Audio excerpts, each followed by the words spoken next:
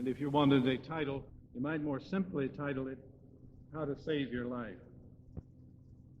And one of the drawbacks of modern translations is that they do get some things wrong, and if you have an NIV or a New American Standard, the language there is He came to Himself. And the truth of the matter is we spend most of our lives away from ourselves. That's how we lose our lives. We lose our lives by not understanding that we have a soul and that we're in charge of that soul. So this morning I really want to talk to you about what your soul is. And I want to talk to you about its worth. And I want to try to help us be as thorough and honest as we can about how we feel and think about our souls. Let's read this passage now in Mark the 8th chapter. I'm going to read the part I want to concentrate on, then I'm going to comment on it a bit, and then come back and reread it. The part that we're apt to have heard many times, and we're going to have a real job in relocating it so that it'll be accessible, begins in verse 34 of Mark 8. And when he had called the people unto him with his disciples also. Now this is a mess of people, a whole group, okay. Call the people to him. Come, I want to tell you something, okay. And his disciples were a subgroup of those. He said to them, whoever will come after me, let him deny himself and take up her cross and follow me.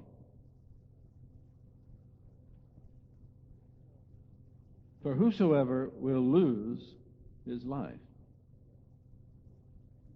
for whosoever will save his life, shall lose it. Now that's a flat statement you want to try to absorb. If your aim is to save your life, you lose it. You can't succeed. But whosoever will lose his life for my sake and the gospel's, the same shall save it. For what shall it profit a man or a woman if they should gain the whole world and lose their own soul? Or, what will you take for your soul? What will you take for your soul? See, our culture is full of people selling their souls. We have all the stories of Faust and Mephistopheles and the devil and Daniel Webster and all sorts of other people. And it's ordinarily thought as a deal with the devil. But it isn't. It isn't. It's someone trading their soul for what they think will save their lives.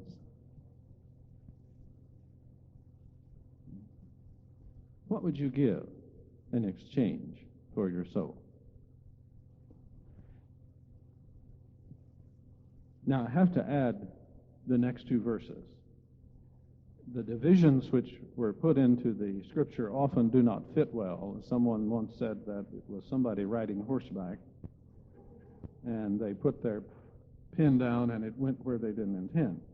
But the next two verses, verse 38 and verse 1 of chapter 9, go with this passage. Because 38 and 39 are about the relative values that one places on things. Whoever will be ashamed of me and my words in this adulterous and sinful generation, of him also shall the Son of Man be ashamed, when he comes in the glory of his Father with his holy angels. And he said to them, now I'm telling you the truth, There are some of you that stand here which shall not taste death before you see the kingdom of God come with power.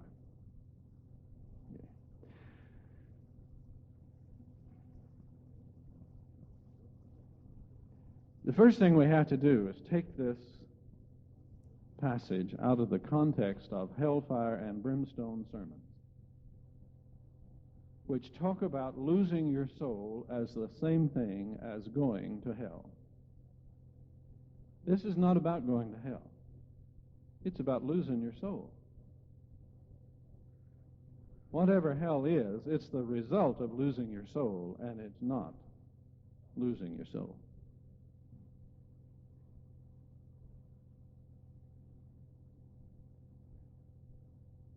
What would you give in exchange for your soul is a question about how you think about yourself now. See? And one of our greatest problems is to give any content at all today to talking about souls.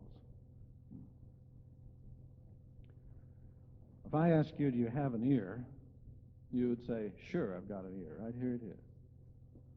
Some time ago, they used to run a series, I think, in Reader's Digest. I'm Joe's kidney, right? Or I'm Joe's heart, or his instep, or something else, right? And so then you'd have a wonderful story about what the instep does and how it.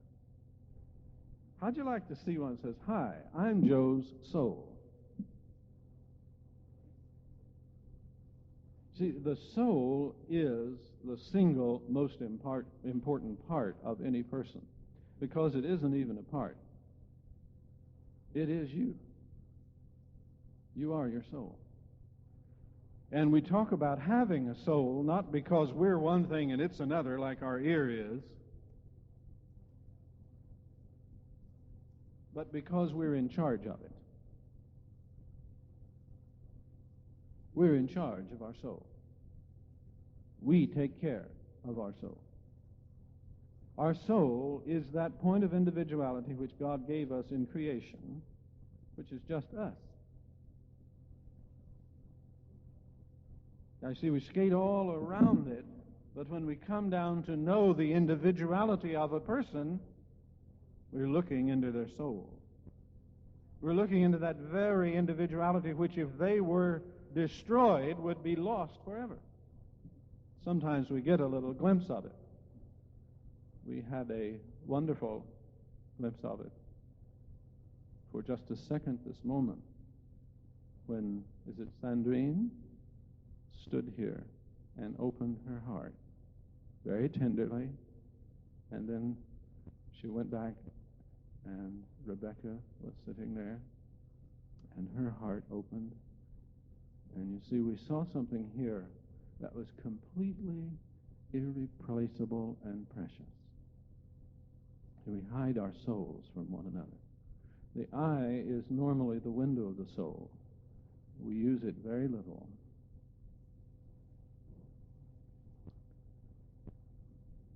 You see, every one of us is created a living soul. It wasn't just Adam.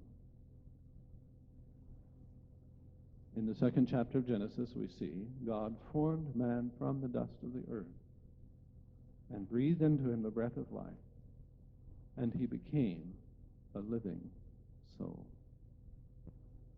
Now, can you for a moment set aside the associations that you may have had with endless harangues and think of this passage as being given to us by a relatively intelligent person who is telling us something important about life?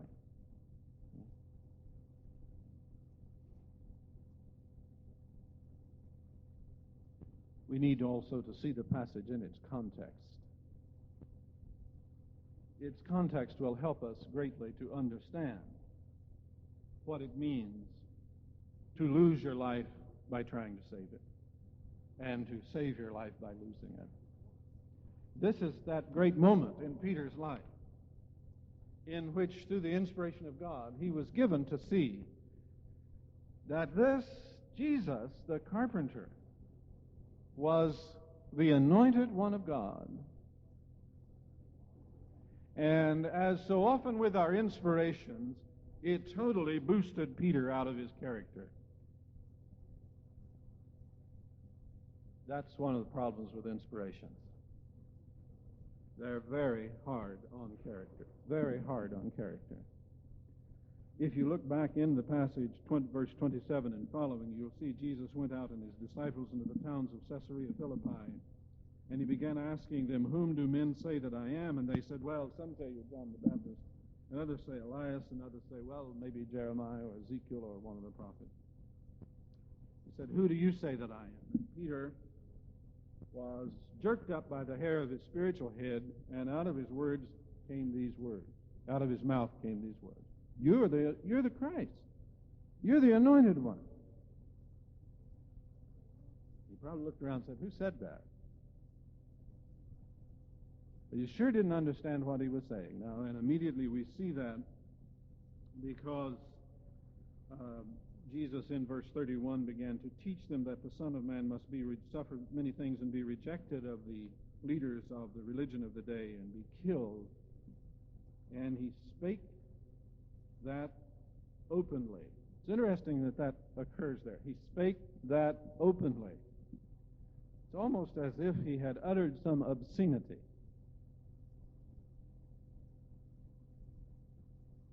And Peter took him and began to rebuke him. "Shut up, Lord. Don't say things like that. You got to be wrong."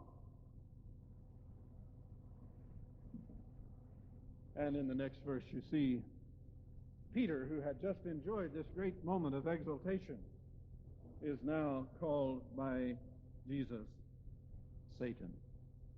Look at the reason why he is called Satan in verse 33. "Because you savor not the things that be of God, but the things that be of men."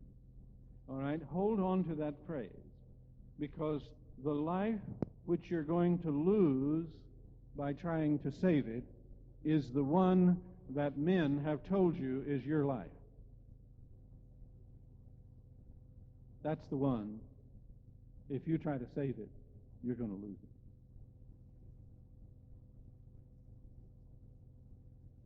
You have been told who you are by a world that is around you.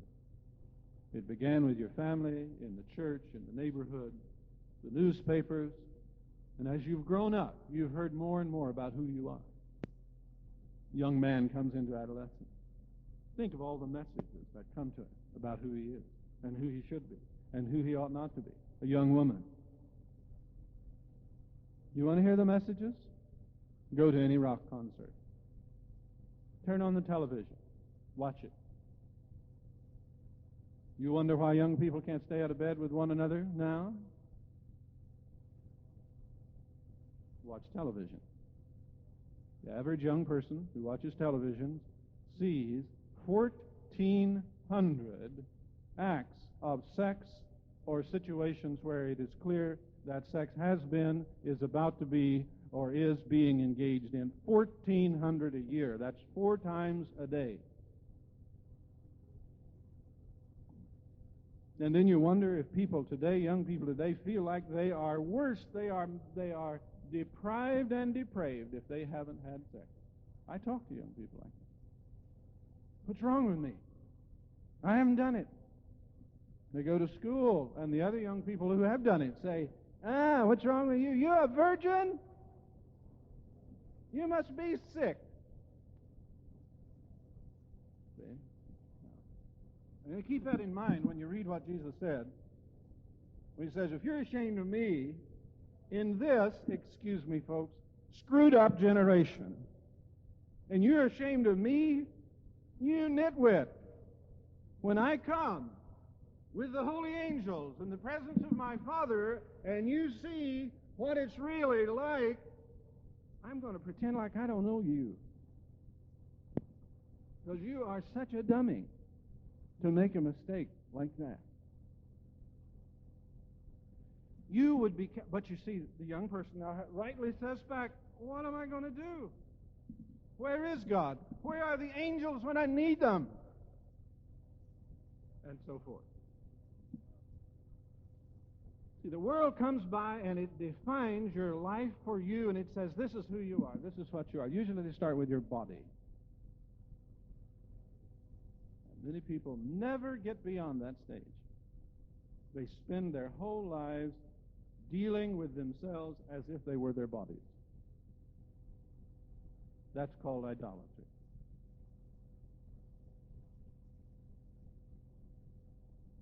And our society has gone completely crazy on it. A young person or old person who's bulimic or anorexic, or the person who's 18 facelifts, or the young man who lives totally by how his behind looks in his jeans, or whatever it may. And they're totally obsessed with that. That's their life. And they have no sense at all that they are not a body, they are a soul. You are a soul. You are not a body. And your soul is so magnificent that, as some of the medieval writers used to say, God has to hide its glory from you, because in your corruption, if you knew how glorious it was, it would destroy you even further. Now compare that. Because you see, when you're stuck down here in the bodily relationship and you're identifying yourself with your body, and everyone else is identifying you with your body, and there are deep reasons about the structure of the sinful world in which we live that feeds on that. I don't have time to talk about them this morning. But you see, everyone wants to treat you as a body because they can manipulate that body. And if it comes right down to it, they can at least kill it. And when you understand that you're not a body, you step out of the range of manipulation. Jesus knew that, didn't he? So don't be afraid of those who can kill the body. Don't be afraid of it. But we need to add, don't be afraid of those who can make fun of the body. Because many people spend more time running from having fun made of their body than they do of having it killed. Or perhaps it's pain, or something of that sort. Again, pain is a whole other story. I mean, we have death and pain and shame.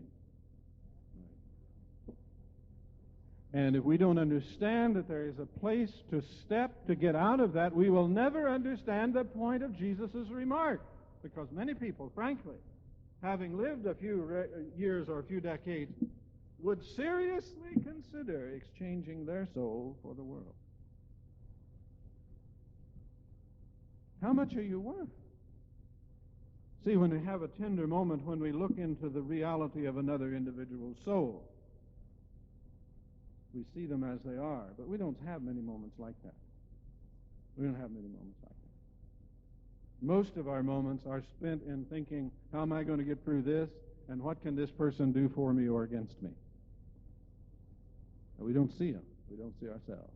And so we descend to the groveling level of commerce that characterizes ordinary human relationships. No dignity.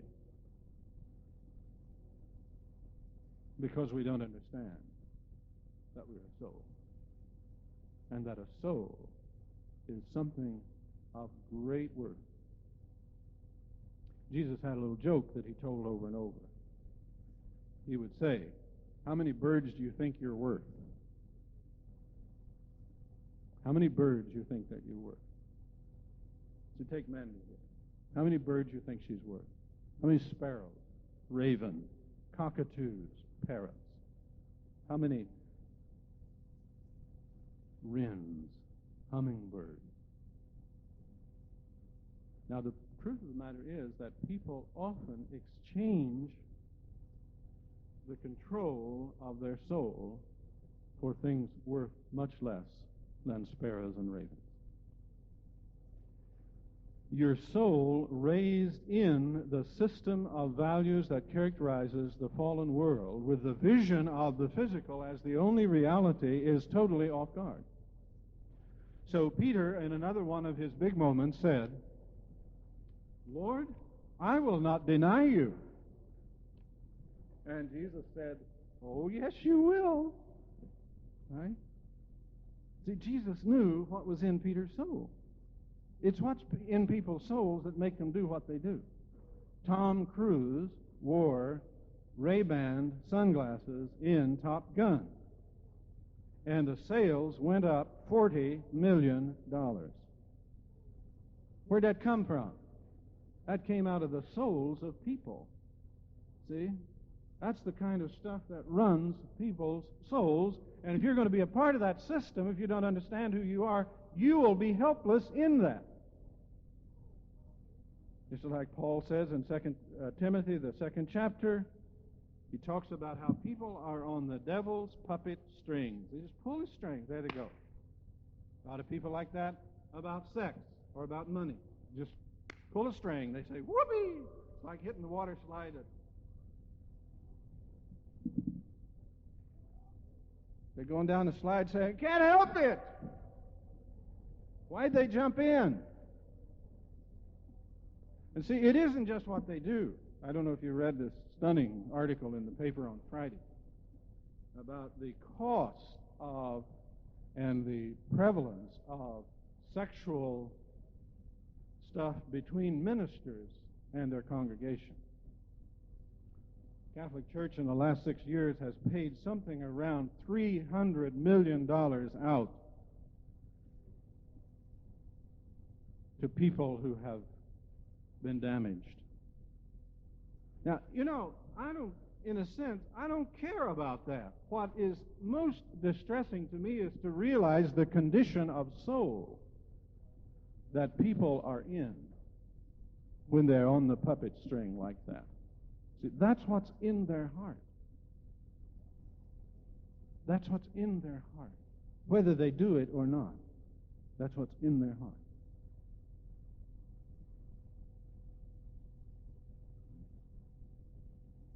What is your soul?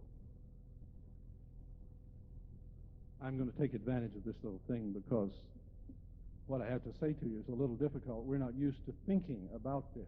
So I want to put some things in writing before you, and you may want to make a note to think about them. First of all, I just give you a statement. What is your soul? It is the unity and substance of your life. It's what makes you tick. It is the overall order or disorder that moves and organizes through your experiences. That's what your soul is.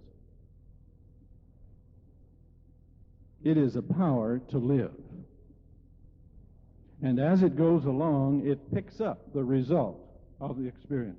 To begin with, on one analysis, you have the original powers or dispositions of the human being. Comes into this world, little baby. You all know what that's like. You don't remember it, but you've been around babies enough to know what babies do. Babies do things. And they're not beans, so they do things that beans don't do. You may be surprised or distressed to learn that in the Bible, things other than human beings have souls. The Hebrew word nephesh is applied to any animal form in the creation story. It refers primarily to the power to move, but move means change. It means the ability to initiate and organize your life or your experience. And when you came into this world as a baby, you were a soul, because you started doing that as soon as you got here. Probably started it before you got here, in fact.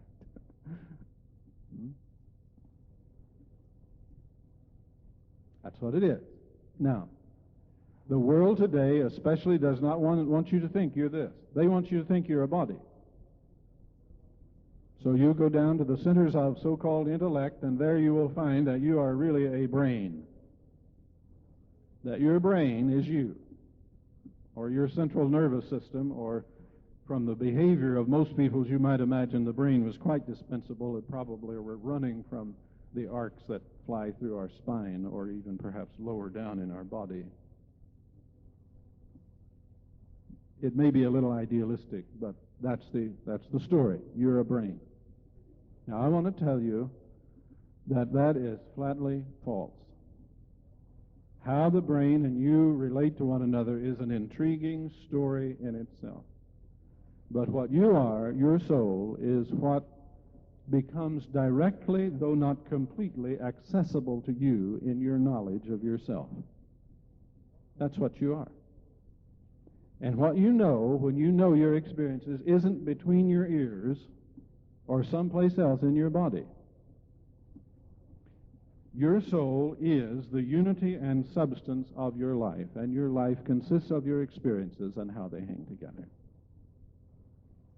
As you go along, you have the effects of experiences. The soul begins to function almost like a storehouse. Feelings, ideas, beliefs, structures. Of course, in this world as it is, the wounds begin to accumulate. And that's a serious, serious matter.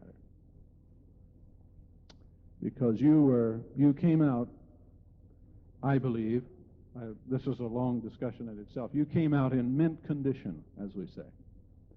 But pretty soon you began to get stamped and stamped upon and postmarked and roughed up, and you got lots of nicks and things on you now. And in fact, the ordinary person's life soon becomes dominated by their wounds.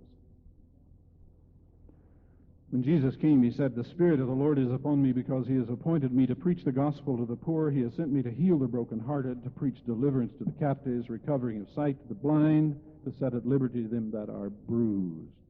Isn't that a great list? That's us, folks. That's us. As he said, I didn't come to save the righteous. I came to save those who are in trouble. The well do not need a doctor. The sick need a doctor. And then, of course, our very strengths, we tend to develop them to handle our wounds. So if you look at the mature human being in our world, you will see a person who's developed a set of strengths, and these strengths are primarily used defensively to deal with the wounds.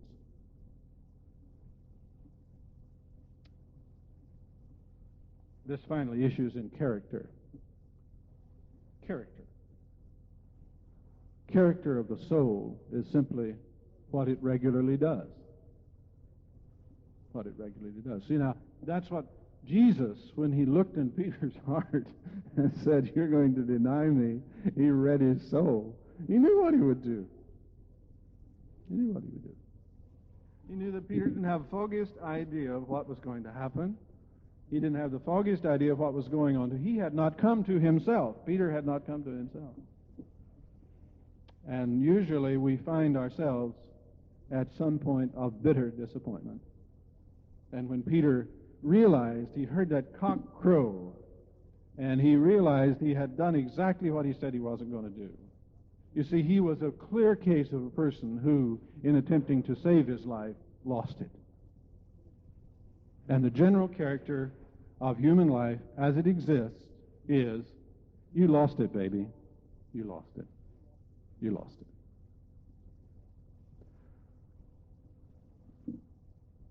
Another way of analyzing the soul is to do it in terms of mind and heart and spirit. I'm not offering these as any sort of exhaustive list, but this does give an important, different way of thinking about the contents. Not in terms of particular contents, but in terms of, if you wish, parts. You have a mind, and that's fundamental to your soul. It is not by any means your soul. Your mind is your idea and belief center. Your mind is very, very powerful. And given everything else the way it is, your mind pretty well runs you. That's why Paul says in Romans 12, "Be ye transformed by the renewing of your mind."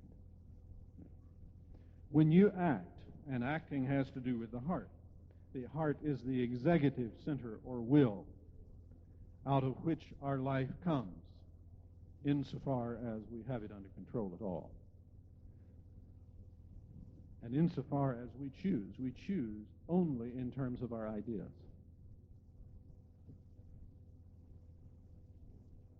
See, you can choose now whether tomorrow to go get on a plane and fly to Boston. You couldn't have chosen that 100 years ago. because the idea structure had not come into place and produced airplanes. That's where airplanes come from. They come from ideas. They don't come out of the ground. They come from ideas. And, you know, if you looked into the history of the efforts to fly, and you see all these people, Leonardo da Vinci, and all of them drawing all these silly things, you see things like, well, they looked at birds, and they said, bird's moving its wings. That's the way it flies. Birds fly. So let's make wings and move them. Well, that doesn't do too well for an airplane. You can have a little bit of motion, but you'd better have what we today call fixed-wing aircraft. So you've got to have a different idea as to what's going to hold the thing up. Your idea structure is all important. And your idea structure is an important part of your soul. Your will, your heart, the place where you begin to determine, among other things, how you're going to change your idea structure, what you're going to do to take care of yourselves. It's very important, also in relationship to others.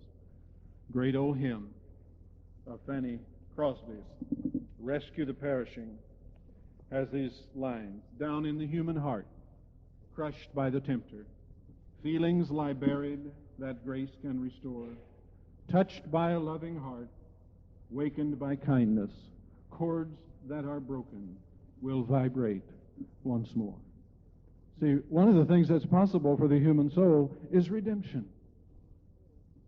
It's redemption. Once we can begin to come to grips with it, redemption is possible. That comes through the mind and through the will. That's why we preach the gospel, is to give you a different idea, to have a different idea. That's why we dwell on the gospel. Why Jesus came, when he came, he said, forget everything you think you know about God. And we're still working on that one. Forget everything you think you know about God. God's the big club in heaven. God's a way off somewhere. God's like us. That's the main one. Still working on that. You have to get past that. And Jesus' work in preaching the gospel was to give ideas. See, ideas are in a way more important than beliefs. Ideas are your ways of thinking about things. Beliefs where you think you've really got it right, and you got to have beliefs. Beliefs are important. But see, most of your life, you don't even have beliefs.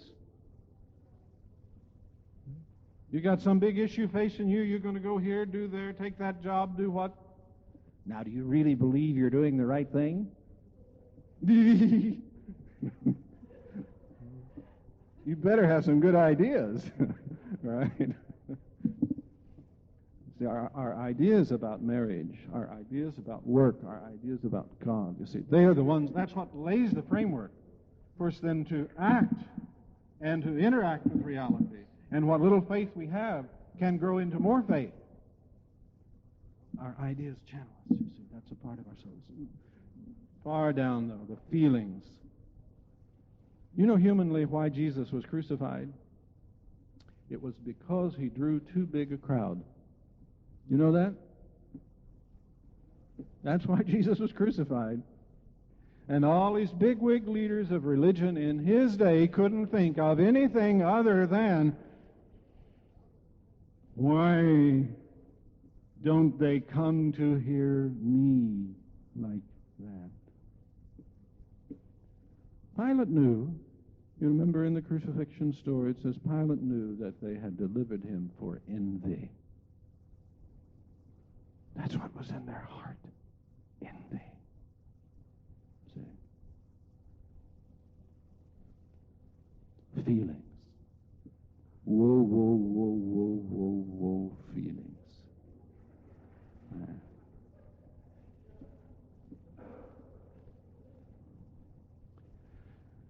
Feelings. That's what hits you when you get up in the morning. That's why we say almost unconsciously, how are you feeling? Because you see, your feelings, that's the first line of defense or offense or whatever it is. That's why that wonderful commercial about the best part of waking up is Folgers in your cup. That's because it hits the whoa, whoa, whoa, whoa, whoa, whoa, whoa, whoa feelings. See? Feelings are in your soul. They are apt to move you before you think or even choose. That's what Peter didn't know.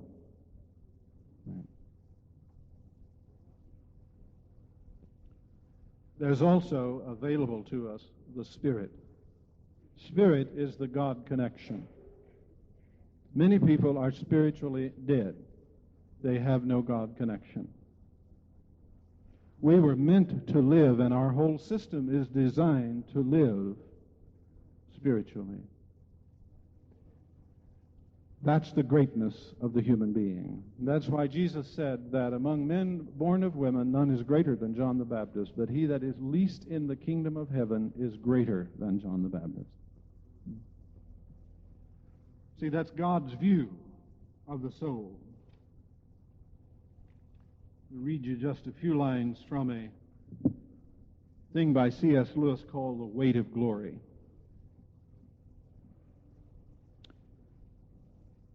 He's been talking about the glory of the soul. And he says, the load or weight or burden of my neighbor's glory should be laid daily on my back, a load so heavy that only humility can carry it, and the backs of the proud will be broken by it. It is a serious thing to live in a possible society of possible gods and goddesses, to remember that the dullest and most uninteresting person you talk to may one day be a creature which, if you saw it now, you'd be strongly tempted to worship, or else a horror and a corruption such as you now meet, if at all, only in your nightmare. All day long we are in some degree helping each other to one or the other of these destinations.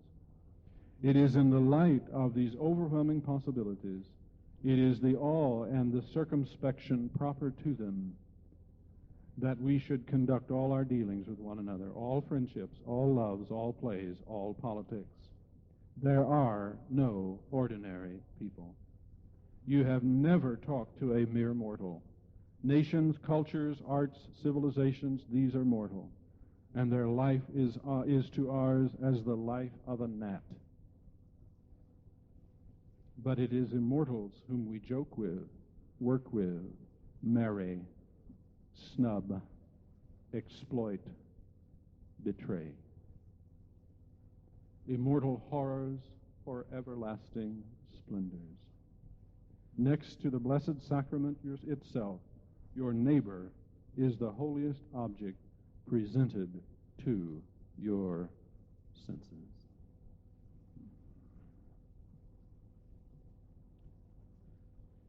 We often look at the butcher's block of history, as Hegel called it, and say, what could possibly justify it?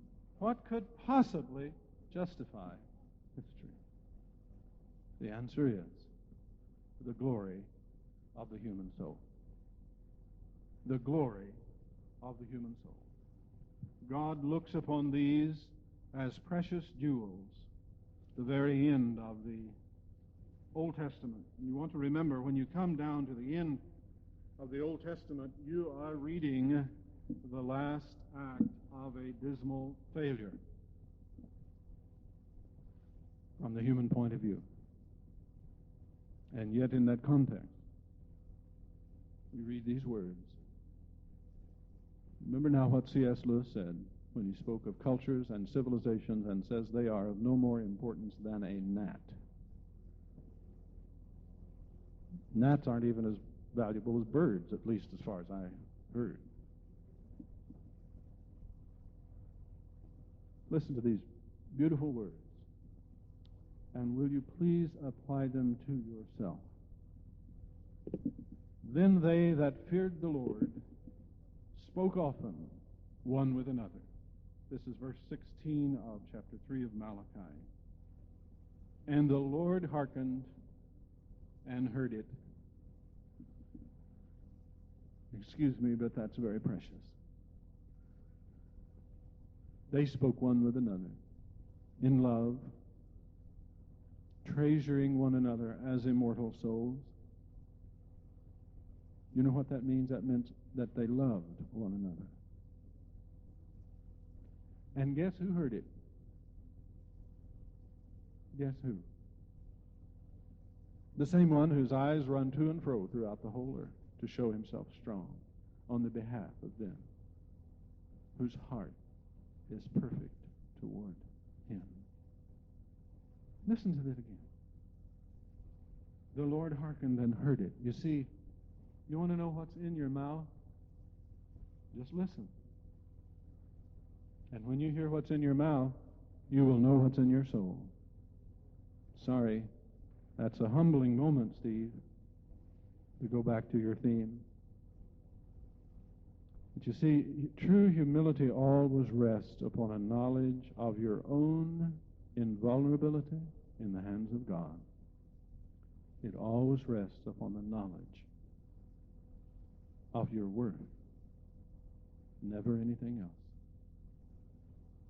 It's when we understand that because of God's relationship to us, we as immortal souls are invulnerable and invaluable, that we are able, in humility, to stand in the face of everything. That means we'll be able to love one another. And the Lord heard it. And a book of remembrance was written before him. He said to the angel, put down Betty's name there. Put that down there. I've heard her talking. And I know where that's coming from. Put her name down there. Right?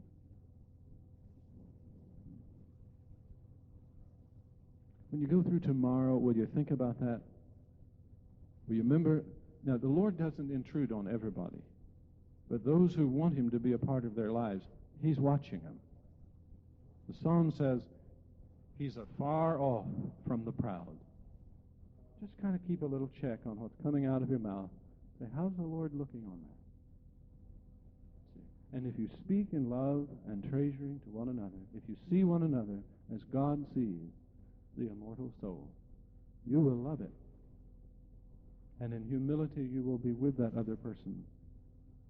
And a book of remembrance was written before him for them that feared the Lord and thought on his name. Thought on his name. See, this is where the heart of the redeemed is. And they shall be mine, said the Lord of hosts, in that day when I make up my jewels. Are you a jewel of the Lord? Come on now. Think the thought. Think it. Are you a jewel of the Lord? Can you, because you have come to peace, say, yes, I'm the jewel. And made that way by the pressure and the polishing, the heat. The Lord is making up his jewels. And I will spare them as a man spares his son that serves him. Just one final thing. When you've been hit in the teeth enough times by the church, and you've heard enough silly preachers to do you the rest of your life, and seen enough weird things done that you don't need to do anymore, there's a great temptation to say, I don't want anything to do with evangelism. A lot of our churches in the United States today are desperately hung up on this issue. You who know me know that I don't care one gnat about church growth. I think the whole church growth movement is one of the biggest pieces of religious baloney I have ever read in my life. But I hunger to see people understand what they are before God. And I want to be able to love them and share with them the hope I have because of what I've seen. And things being what they are today, I almost hesitate to even associate that with evangelism. But remember that evangelism means we're just telling the good news about the kingdom of heaven.